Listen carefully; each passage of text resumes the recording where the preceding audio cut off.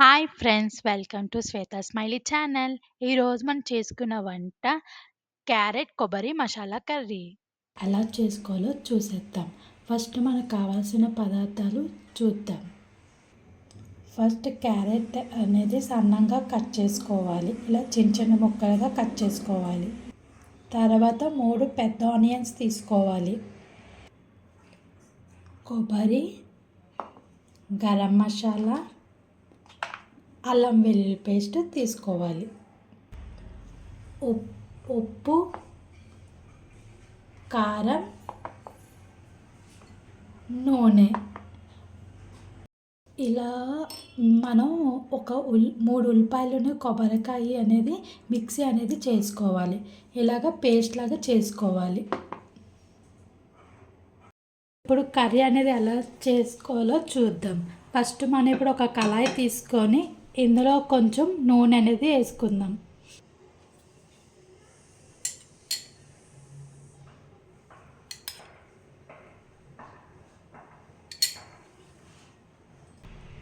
ఇలా నూనె అనేది తీసుకొని తర్వాత మీడియం ఫ్లేమ్లో పెట్టుకొని క్యారెట్ అనేది వేసుకొని వేపుకుందాం.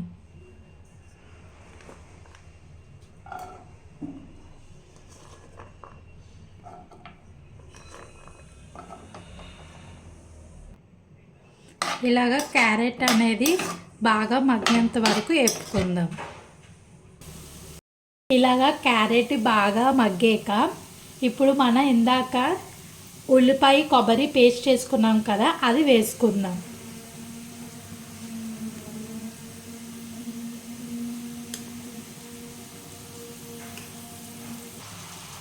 ఇలా వేసుకున్న దాన్ని బాగా కలుపుకొని ఇది కూడా కొంతసేపు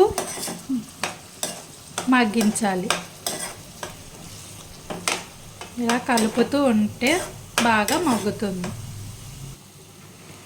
ఇలాగ 5 నిమిషాల తర్వాత బాగా మగ్గిన తర్వాత ఇప్పుడు మనం కొంచెం అల్లం వెల్లుల్లి పేస్ట్ అనేది వేసుకుందాం.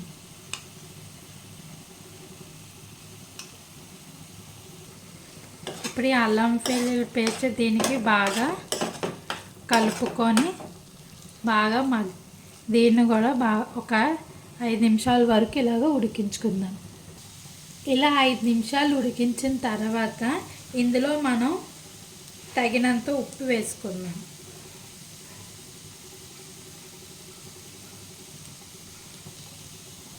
ఉప్పు వేసుకున్న తర్వాత కారం కూడా వేసుకుందాం.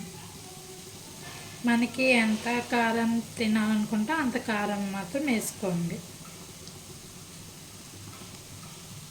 ఇలాగ వేసుకున్న తర్వాత దీన్ని బాగా కలుపుకుందాం. మనం ఇప్పుడు ఇలా బాగా కలుపుకున్న తర్వాత ఒక 2 నిమిషాలు మనం ఇలాగా ఉడికించుకుందాం. ఇలా 2 నిమిషాలు ఉడికించిన తర్వాత కొంచెం వాటర్ అనేది వేసుకుందాం.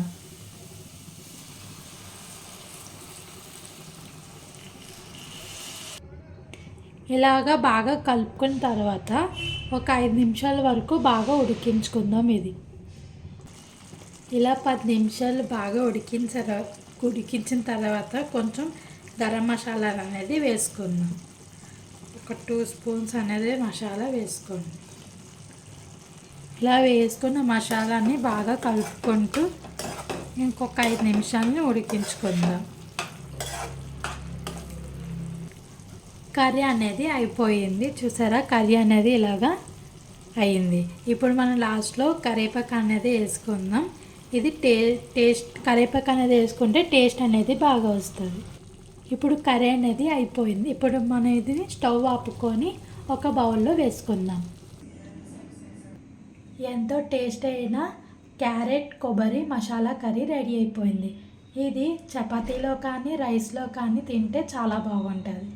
ఇలాగా ఒకసారి మీరు ఎప్పుడైనా ట్రై చేయండి. ఇది thank you for watching my channel.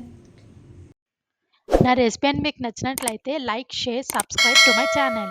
అలానే నోటిఫికేషన్ కోసం బెల్ ఐకాన్ అనేది క్లిక్ చేయండి.